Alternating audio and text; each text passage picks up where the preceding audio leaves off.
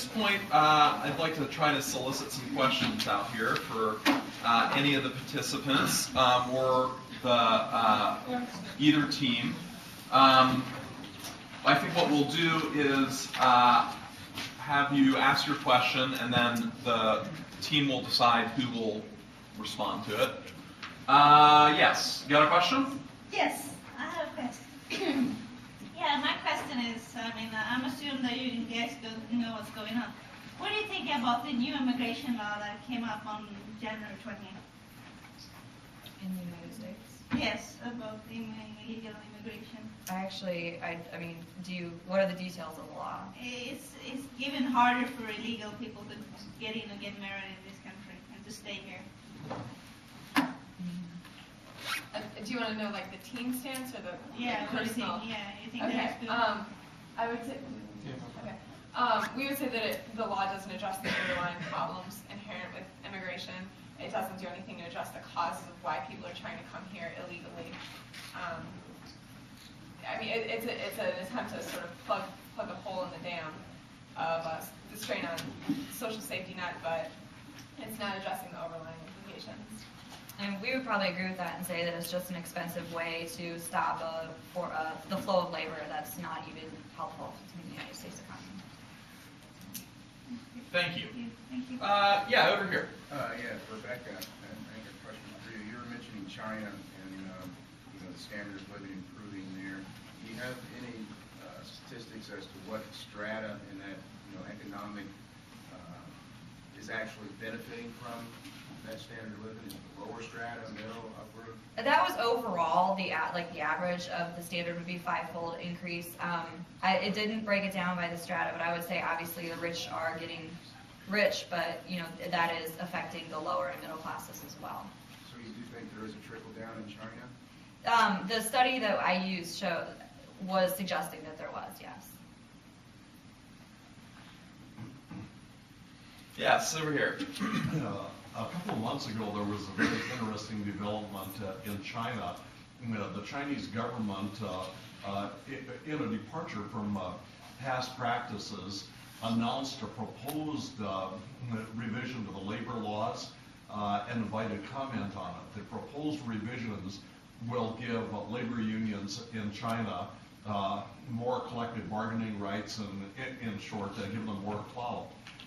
Now, interestingly enough, even though the United States has favored more emphasis on human rights and protection of workers, the American Chamber of Commerce spoke out strongly against the proposed changes. The American Chamber of Commerce is a branch of the Chamber of Commerce that represents U.S. companies with overseas investment. The American Chamber of Commerce argued that would result in increased wages, and it might make it uneconomical for U.S. companies to stay in China, and moreover, the proposed change in the labor law might make it hard to fire underperforming employees. Okay, who got it right? Are you with the American Chamber of Commerce, or is the proposed labor law change a good thing? Anyone can answer who wishes. Who'd like to go first? I think ultimately we can agree that an increase in labor standards is a good thing. The question is how that occurs. And I think a gradual increase is probably the best way to do it. And it's also probably best for the people who are getting these increased wages to appreciate that. And if the government of China is sort of spontaneously thrusting that upon them, that sort of political liberalization may not occur. So I would say the Chinese government was probably correct, but the U.S. government sort of has its own point of view, I guess. What do you think? Yeah, I would say that the Chamber of Commerce is historically kind of more supportive of the negatives position in this debate, that we need to break down as many barriers to trade as possible because it's better for the businesses. Our argument in this debate was that that's not necessarily the case. Corporations, again, the negatives argument in this debate was that if we let corporations do their own thing and we don't give more power to unions, that wasn't exactly their argument, but that's kind of the argument that goes with it. If we don't give more power to unions or rather. If we give more power to unions and make more laws regulating the free market, that will ultimately lead to stagnation in the economy and all kinds of bad effects. But again, our argument is that everyone kind of has a right to these workers' rights, these labor standards, that unions should be allowed to bargain, people should be allowed to form in unions and kind of argue that they might deserve more than the pennies per day they might be making otherwise. Actually, we weren't arguing against unions. I know. I mean, we were just saying that unionization actually does occur, but we shouldn't create legislation that would put up barriers to companies, because then unionization would actually never occur. The Chamber of Commerce historically advocates more of a free trade perspective that argues on the grounds of economic efficiency, and a lot of times there's a reason they call econ the dismal science or the heartless discipline. And I'm an econ major, so no insults to anyone. But there's a reason for that. It's because a lot of times economic models don't take into account things like, well, yes, we'll be economically efficient. Sometimes it's economically efficient for people to die. Sometimes it's economically efficient for there to be a decrease in population. Sometimes it's economically efficient for what ends up happening, people starving. And what we were arguing in this debate is that, well, the U.S. Chamber of Commerce may say, yes, it's going to hurt business, or yes, we're going to have to pay more, we might have to move away from China.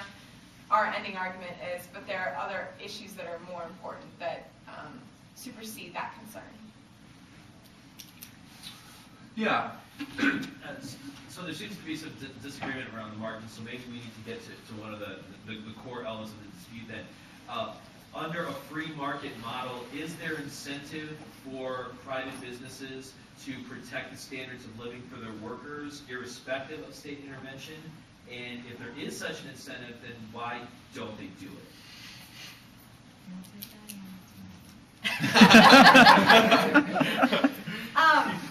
I mean, obviously there is an incentive over the long term, because when workers get more money, and then that leads to education, which would lead to that more resources for that business in the long run and that kind of thing. Those can often be overshadowed by short-term desires to make more money, turn a quick profit by exploiting your workers. As to why it doesn't happen now, I mean, again, I'd have to go back to that some businesses do see the need to turn a quick profit as more important than building a good economic base for themselves in the future. And I don't know. From the classical economic model, they would say that the reason it's not occurring now is because there's a surplus of available cheap labor. If labor were to become more scarce, then businesses would have a greater incentive to provide education for their workers or to provide safe standards, but that's their position.